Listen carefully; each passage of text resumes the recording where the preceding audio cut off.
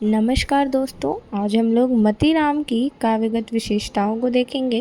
उनकी कविताओं में ऐसी कौन सी विशेषता थी कि वो रीतिकाल के एक श्रेष्ठ कवि के रूप में जाने जाते हैं। तो आज हम इन्हीं की विशेषताओं के ऊपर बात करेंगे और बहुत ही छोटे छोटे पॉइंट्स को मैंने बनाया है कि जैसे आप तुरंत पढ़ के दे सके परीक्षा में। अगर आपको विस्तृत रूप से चाहिए वीडियो तो आप कमेंट कर दीजिए, मैं विस्तृत रूप से भी वीडियो बना दूँगी। तो आज इस छोटी सी वीडियो को शुरू करते हैं। अच्छी लगे तो लाइक कर दीजिएगा और चैनल पर नए हैं तो चैनल को सब्सक्राइब भी कर दीजिएगा। चलिए हम अपनी वीडियो को शुरू करते हैं। पहली विशेषता है सरलता और सहजता। मतीराम की रचनाओं में सरलता और सहजता काफ़ी दिखाई देता है। इनकी रचनाओं में की यह विशेषता सामान्य पाठकों को अपनी ओर आकर्षित करता है। मतलब जब आप इनकी रचनाओं को पढ़ेंगे तो इनकी रचनाओं को पढ़ के आपको बहुत ही सरल और सहज तरीके से अर्थ का बोध हो जाएगा। कोई इसमें क्लिष्टता नहीं है, कोई कठिनता नहीं है। जैसे बिहारी के दोहे बहुत कठिन माने जाते हैं, उसके हिसाब से जो मतीराम के दोहे हैं वो बहुत ही सरल और सहज हैं और जो पाठकों को अपनी ओर आकर्षित भी करते हैं। चलिए इनकी दूसरी विशेषता देखते हैं। अलंकार और छंदों का प्रयोग। मतीराम की काव्य भाषा में अलंकारों और छंदों का बेहतरीन प्रयोग देखा जा सकता है।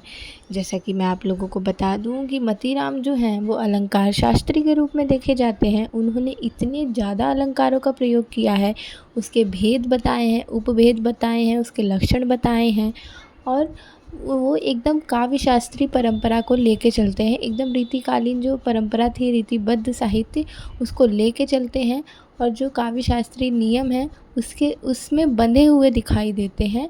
इसलिए उनके जो काव्य भाषा है उसमें अलंकारों और छंदों का बहुत ही अत्यधिक प्रयोग भी देखा जा सकता है। अगला है नायक नायिका निरूपण। मतीराम नायक नायिकाओं का निरूपण बहुत ही सफल तरीके से करते हैं।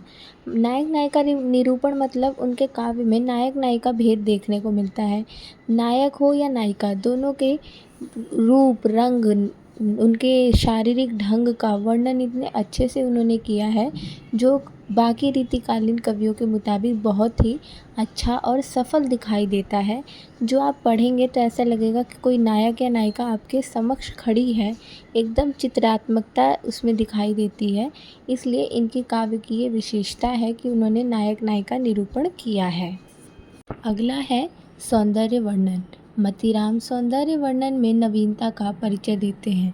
अर्थात जब आप मतीराम की रचना ललित ललाम को पढ़ेंगे तो उसके अंदर जो उन्होंने राजा भाव सिंह के जो दरबार है, जो उनका राज्य है, उसका इतना अच्छा उन्होंने वर्णन किया है। चाहे वो पेड़ पौधे हो, पुष्प हो, हाथी के सूंड से निकलने वाला जो जल का फुहारा है, या वहाँ के जो घरों की नाक नक्शा है, कैसे वो घर बनाए हुए हैं, इन सब का उन्होंने बहुत ही नवीनता के साथ वर्णन किया है। बहुत ही आकर्षित लगता है।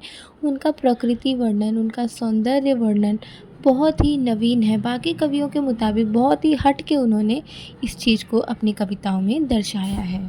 अगला है भावों की अभिव्यक्ति।